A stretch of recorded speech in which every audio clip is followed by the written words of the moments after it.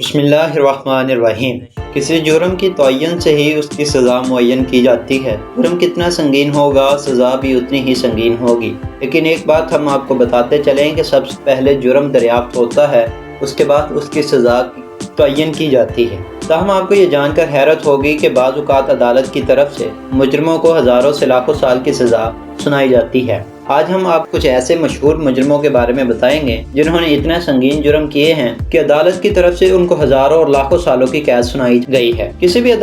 سب سے پہلے کسی بھی عدالت سے سنائی جانے والی سب سے طویل قید کی سزا تھائی لینڈ کی ایک عورت کو، جس کا نام چمایت تیپاسو، نام غلط ہو سکتا ہے، کو سنائی گئی تھی۔ 1989 میں اسے 1,41,078 سال کی قید کی سزا سنائی گئی تھی۔ یہ عورت تھائی ایئر فورس کے ایک آفیسر کی بیوی تھی۔ یہ لوگوں کے ساتھ فراڈ سکیم کرتی تھی۔ یہ ایک طرح کی انویسٹمنٹ تھی۔ اس عورت نے تقریباً 2 ملین پاؤنڈ کی رقم بٹوری، جس میں 16,231 افراد کو دھوکہ دیا۔ لیکن پاکستان میں فراڈ کے کیسز کسی بھی شخص پر ہوں گے، وہ اتنا ہی اعلیٰ عہدے پر فائز ہوگا، یہاں تک کہ اگر آپ کے اوپر فراڈ کے کیسز ہیں تو آپ ملک کے پی ایم سی ایم بھی بن سکتے ہیں، اور آپ بار بار بن سکتے ہیں۔ خیر، آئیے ٹاپک کی طرف واپس چلتے ہیں، یہ دیکھتے ہوئے کہ اس کے کچھ متاثرین مبینہ طور پر تھائی شاہی گھرانے کے ممبر تھے۔ چمایت تیپاسو ایک لحاظ سے خوش قسمت بھی تھی، کیونکہ 1989 میں ہی تھائی حکومت کے قانون کے مطابق کوئی بھی شخص فراڈ کیس میں زیادہ سے زیادہ سلاخوں کے پیچھے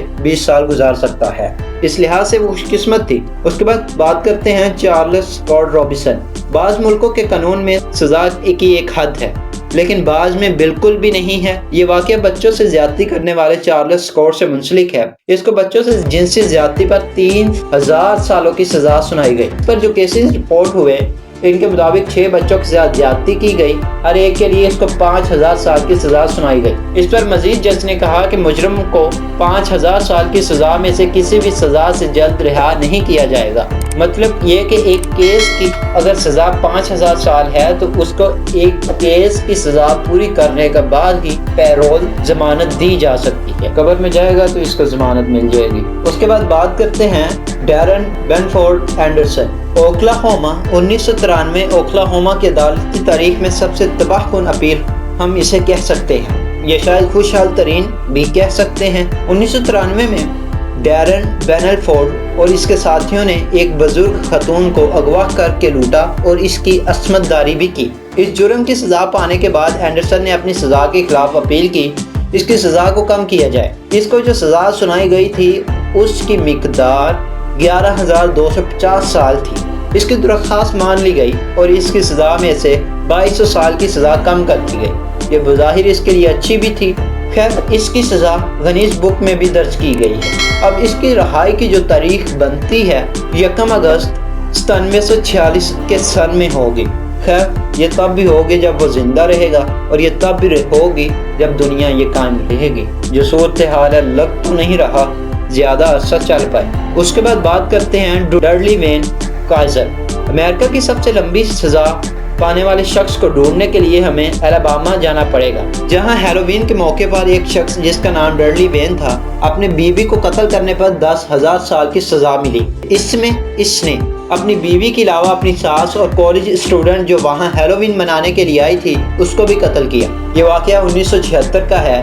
اسے 1977 میں سزائے موت سنائی گئی، لیکن 1980 میں امریکی سپریم کورٹ نے اس کی سزا کو مؤخر کر دیا۔ اس پر دوبارہ مقدمہ چلا۔ اس کا نتیجہ یہ نکلا کہ 1981 میں اس کی ساس اور کالج اسٹوڈنٹ کو قتل کرنے پر دوبارہ عمر قید اور اپنی بیوی کے قتل پر 10,000 سال کی سزا سنائی گئی۔ اسے پیرول سے تقریباً 10 بار انکار کر دیا گیا ہے۔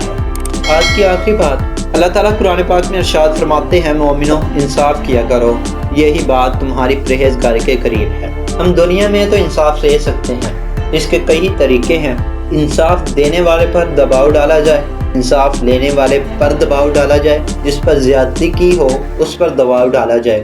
کسی کو خریدا جا سکتا ہے، کسی کو ڈرایا جا سکتا ہے، کسی کو رشوت دی جا سکتی ہے، ہر ایک طریقہ آزمایا جا سکتا ہے۔ لیکن آخرت میں جہاں بالکل بھی ناانصافی نہیں ہوگی، جہاں دنیا کی ہر چیز جس انسان نے کی ہوگی، جو کی ہوگی، جہاں کی ہوگی، اس کے سامنے ہوگا، اور اللہ تعالیٰ قیامت کے دن اس طرح انصاف کریں گے کہ کسی پر بھی رتی برابر ذرا بھی ظلم نہیں ہو، اور اللہ تو بہترین انصاف کرنے والا ہے۔ اللہ تعالیٰ انصاف کریں گے قرآن کریم کے مطابق، اللہ تعالیٰ انصاف کریں گے حضور صلی اللہ علیہ وآلہ وسلم کے بتائے ہوئے طریقوں سے، اور وہ وہی طریقے ہیں جو قرآن پاک میں ارشاد ہیں، تو قرآن پاک میں وہی ارشاد ہیں جو اللہ تعالیٰ نے نازل کیے ہیں۔